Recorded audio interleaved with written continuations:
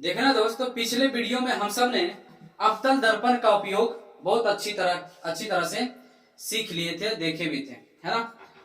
तो आज अब जैसे कि हम अवतल दर्पण का अगर हम उपयोग का बात करें तो कौन कौन हम बताए थे, जैसे कि हजामती में क्यों किया जाता है ना, हजामती में क्यों किया जाता है, ईएनटी में क्यों किया जाता है, सोलर कुकर में क्यों किया जाता है, दंत चिकित्सक में क्यों किया जाता है।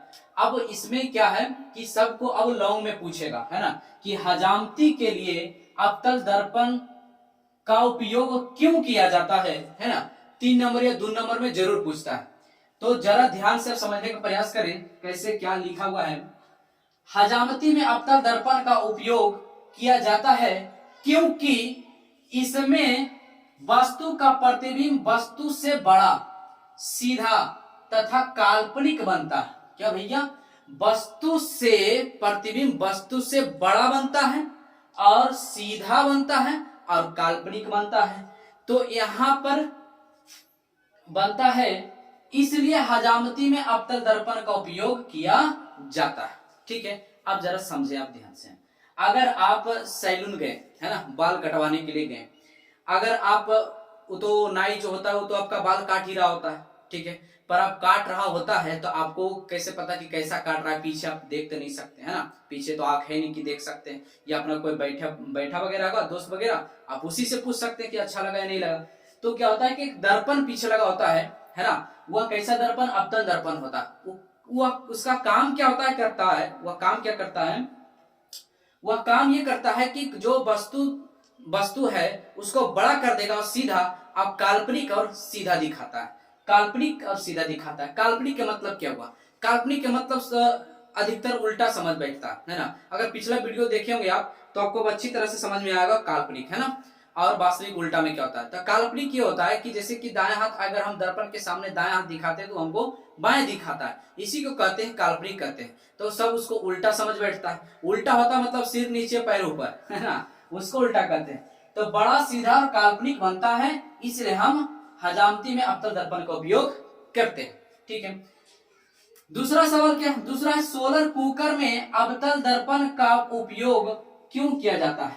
सोलर कुकर में जैसे खाना बनाने के लिए किया जाता है कि सूरज के प्रकाश से, है ना, सोलर कुकर सूरज के प्रकाश से खाना बनाया जाता है। सोलर कुकर में अवतल दर्पण का उपयोग किया जाता है क्योंकि क्योंकि यह प्रकाश की किरणों को एक बिंदु पर संतृप्त कर देता है। क्या कर देता है, एक बिंदु पर संतृप्त कर देता है। संतृप्त का अर्थ क्या होता है कि एक बिंदु, संतृप्त का मतलब होता है मिल जाना, एक बिंदु पर जाके मिल जाना। आप देखेंगे कि कोई ऐसा टॉर्च का एक लाइट होता है, एक छोटा सा ऐसा टुकड़ा होता है जो आगे में कांच होता है, शीशा जो लगा होता है, उसको आप देखेंगे धूप में ऐसे करके आप रखते होंगे, तो जब सूरज का प्रकाश आता होगा, एक किसी पर रखते होंगे, किसी के व्यक्ति के ऊपर ऐसे आप करते होंगे, तब कुछ देर के बाद एकदम पूरा जलन पैदा होता है।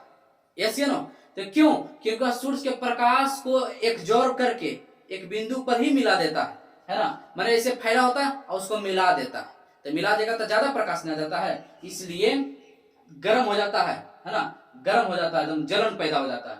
तो एक बिंदु संश्रित के मतलब मिला देता है, तो संश्रित कर देती है, इसलिए सोलर कुकर में अवतल दर्पण का उपयोग किया जाता है। ठीक है, चलिए अगला प्रश्न को करते हैं। तीसरा सवाल देखना है, अवतल दर्पण का उपयोग चिकित्सक बोले तो डॉक्टर क्यों करते हैं। आंसर है, चिकित्सक इसका उपयोग आंख, नाक, कान, मुंह तथा गला के आंतरिक भाग देखने के लिए अवतल दर्पण का उपयोग करते हैं क्योंकि यह वस्तु से बड़ा एवं सीधा प्रतिबिंब बनाता है। अगर हमको कोई गला में कुछ खराबी हो, मुंह के अंदर कुछ खराबी हो, नाक में कोई प्रॉब्लम हो, कान में कोई प्रॉब्लम हो, तो डॉक्टर क्या करेगा उसमें, डॉक्टर, है ना, दर्पण लगा के उसमें देखेगा, है ना, क्योंकि दर्पण क्या करेगा, अवतल दर्पण वस्तु को बड़ा कर देता है जिससे स्पष्ट और साफ साफ दिखाई देता है ना। चलिए ठीक है, अगला क्या है, ध्यान देना है, उत्तल दर्पण का उपयोग लिखें। उत्तल दर्पण का उपयोग क्या है भैया, तो उत्तल दर्पण का उपयोग में ये है, सबसे ज्यादा यही पूछेगा, ऑब्जेक्टिव में तो गारंटी पूछता है ना, ज्यादा पूछेगा कि गाड़ी के साइड मिरर में कौन सा दर्पण का उपयोग करते हैं? तो गाड़ी के साइड मिरर में उत्तल दर्पण का उपयोग करते हैं। उसके बाद सड़कों पर एवं गलियों में स्ट्रीट लाइट का रूप में प्रयोग करते हैं। तो सड़क पर कभी आप देखते हैं, सड़क पर एक गली में जो लगाया जाता है लाइट, तो कौन सा लाइट होता है? स्ट्रीट लाइट होता है। उसको क्या कहा जाता है? स्ट्रीट लाइट कहा जाता है, या इसी को कहा जाता है परावर्तक लैंप। परावर्तक लैंप भी कहा जाता है, परावर्तक लैंप। तब पूछ देगा कि परावर्तक लैंप में कौन सा दर्पण का उपयोग होता है? तब भैया उत्तल दर्पण का उपयोग होता है। ओके।